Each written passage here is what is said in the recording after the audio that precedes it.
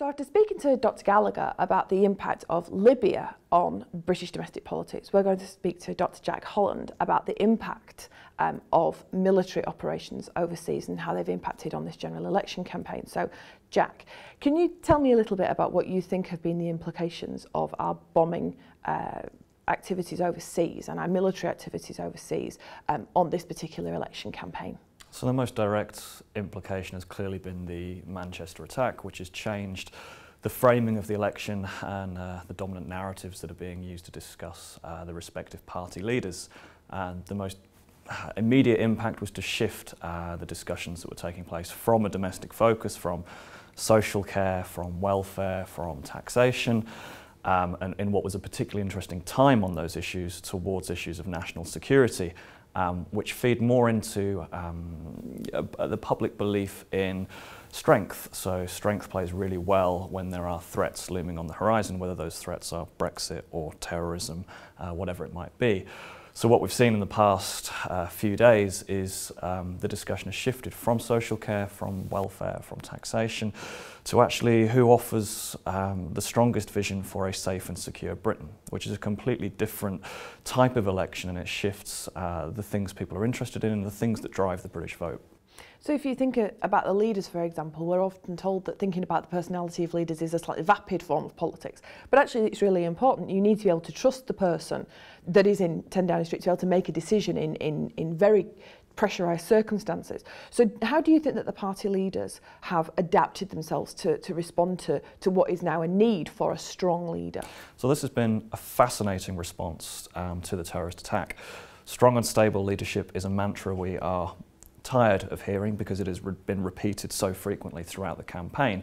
That narrative should play really, really well in the instance of a terrorist attack. What's been fascinating is that Jeremy Corbyn has done something unusual to change the tack of the response. He has said something that is not usually uttered amongst the political elite, something that is usually seen to be off limits discursively, something that simply can't be uttered. And that is the notion that perhaps we are partially responsible for what has taken place through our foreign policy misadventures abroad. He's not wrong. The academic evidence supports him that actually radicalisation is a diverse process. The single thing that unites radicalised people is a sense of grievance. And for those influenced by Al-Qaeda or Islamic State, it is a sense of political grievance to do with foreign policy. So raising that issue and having that discussion is the right thing to do, but it is politically incredibly dangerous. The electoral consequences are high. You can be painted very quickly as not patriotic or even as siding with terrorists, and that's the direction of travel in terms of how the general election framing has gone. You have a strong leader on one side and somebody who is critically exploring foreign policy on the other, which might be right but doesn't appear prime ministerial. And might also be very difficult for Jeremy Corbyn as the leader of the Labour Party.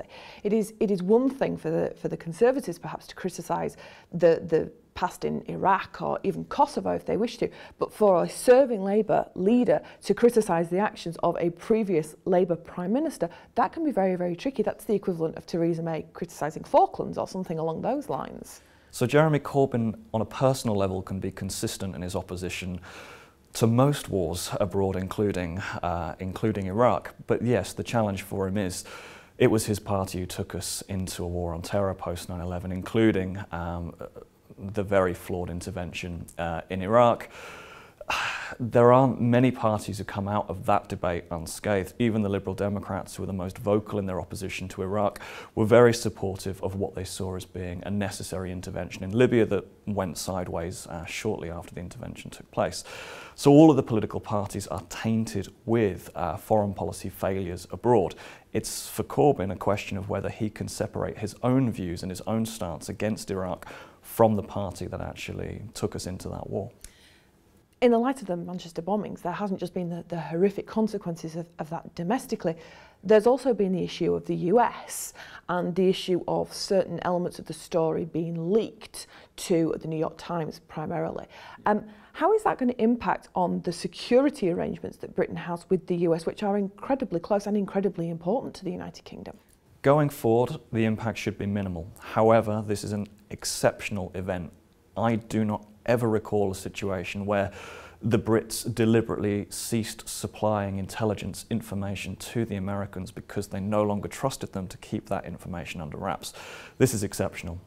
The language went from irritation from Amber Rudd all the way through to accusations of arrogance by Andy Burnham. This is an incredible language for British politicians to use to describe the most important ally that they have. The US and the UK cooperate under a Five Eyes intelligence agreement, and the free exchange of intelligence is designed to keep Americans and Brits safe. American actions after the Manchester attack made British people less safe. That is a remarkable thing to be able to say, and that's why there was so much irritation on the British side of this. The chances are those leaks were deliberate. The chances are those leaks were intended to harm an administration that actually senior government officials and intelligence officials don't actually have faith in that administration and wanted to damage the Trump administration from the inside. And indeed a great deal of compartmentalisation.